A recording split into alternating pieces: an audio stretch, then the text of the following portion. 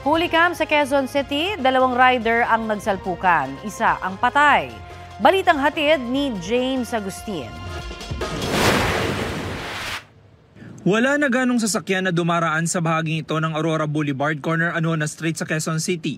Pasado 1:30 na madaling araw kahapon. Maya-maya pa biglang nagkasalpukan sa intersection ng dalawang motorsiklo. Sa lakas ng impact tumilapon ng mga rider.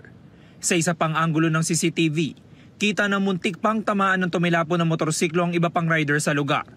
Ayon sa pulisya, binabagtas ng 28 anyos sa rider ang Aurora Boulevard nang mabangga niya ang 34 anyos sa delivery rider na galing sa kabilang lane ng kalsada at pakaliwa sa Anona Street.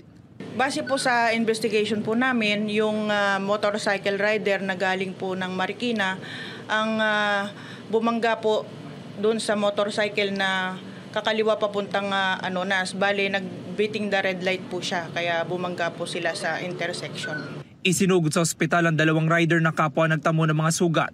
Kalaunan binawian ng buhay ang delivery rider.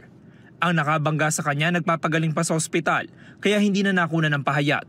Sasampan po natin siya ng kasong reckless imprudence resulting in damage to property and homicide. Muli namang nagpaalala ang mga otoridad para maiwasan ang aksidente.